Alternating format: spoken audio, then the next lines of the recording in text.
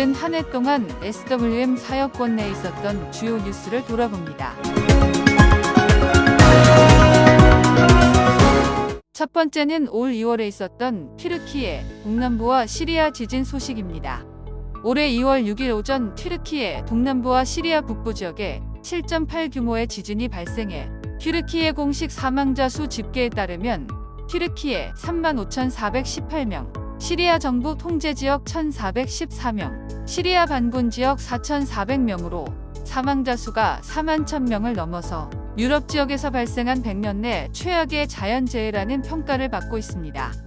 튀르키예 대지진 발생 이후 경제 관련 기관들은 재건 비용을 최대 1,000억 달러에 이를 것으로 추정했습니다. 다음은 에르도안이 재집권에 성공하며 종신 집권의 길이 열린 튀르키예 총선 소식입니다. 2월에 발생한 대지진으로 인해 연기될 것으로 추정했던 총선을 예정대로 5월 14일에 치른 레제프 타이이프 에르도안 대통령이 약 52%의 득표율로 재선에 성공했습니다. 새 임기의 시작과 동시에 에르도안 대통령은 심각한 인플레이션 문제를 해결하기 위해 재무부 장관과 중앙은행 총재를 새롭게 임명하고 기준금리 인상을 결정했을 뿐 아니라 세금 인상을 통해 재정 확충을 꾀하고 있으나 통계청에 따르면 2023년 말 식품 가격 인플레이션은 61%에 이를 것으로 전망해 치솟는 식품 가격에 소비자 부담이 더욱 증가될 것으로 보입니다. 세 번째는 이스라엘과 하마스가 이끄는 팔레스타인 무장단체 간의 무력 충돌입니다.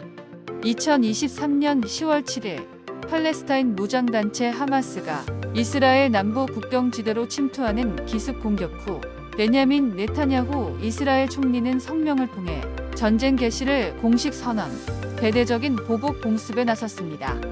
미국과 프랑스, 독일, 이탈리아, 영국 정상은 10월 9일 이스라엘에 대한 하마스의 공격을 테러 행동으로 규정하고 이를 규탄하는 공동 성명을 발표했으나 이란, 레바논 등 이슬람 시아파 국가들이 하마스의 배후에 있다는 의혹이 제기되고 사우디아라비아가 팔레스타인 편에 서겠다고 선언하면서 중동 정세는 큰 혼란에 빠져들 것으로 전망되고 있습니다. 네 번째는 경제난으로 정부 비판이 고조되는 가운데 히잡 규제와 사회 통제를 강화하는 이란 소식입니다.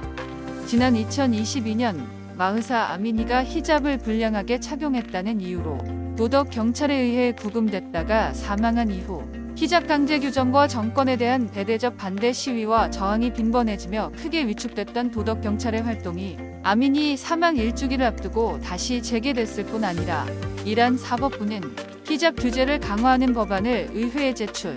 새로운 규제안에 따르면 히잡을 제대로 착용하지 않을 경우 최소 5년에서 10년의 징역형 또는 3억 6천만 위안의 벌금형에 처해질 수 있으며 히잡을 불량하게 착용하거나 쓰지 않은 사람을 식별하기 위해 인공지능 카메라가 공공장소에 설치되는 등 유례 없이 강력한 처벌 규정을 도입한 법안에 이란 국민과 세계 각국의 우려가 커지고 있습니다.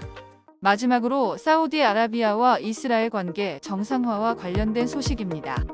이스라엘은 2020년 도널드 트럼프 전 미국 대통령의 중재로 아랍에미리트, 바레인, 모로코 등 아랍권 국가와 관계를 정상화하는 아브라함 협약에 서명했고 지난 6월에는 순위파 종주국인 사우디아라비아와의 국교 정상화를 추진하며 파이살 빈 파르한 사우디아라비아 외무장관은 이스라엘과의 관계 정상화가 양국의 상호 이익이 될 것이라고 밝히는 등의 관계 해빙의 기류가 감지되었으나 사우디아라비아 총리는 이스라엘과 정상화 협상이 진전되기 위해서는 팔레스타인 국가 수립을 위한 요소가 협상에 포함되어야 한다고 주장해 이스라엘은 이를 단호하게 거부하고 있는 상황입니다. 그러나 이번 하마스의 공격의 가장 큰 원인으로는 미국의 주도로 이스라엘과 아랍권 국가 간 관계의 정상화가 이뤄지고 있는 것이 거론되고 있는데요. 만약 사우디마저 이스라엘과의 관계를 회복할 경우 이스라엘을 인정하지 않는 강경 투쟁 노선을 고수해온 하마스의 입지는 좁아질 수밖에 없다는 점에서 하마스가 이에 제동을 걸기 위해 공격에 나섰다는 분석입니다. 이상 2023년 올 한 해 SWM 선교회 사역권 내에 있었던 주요 뉴스였습니다.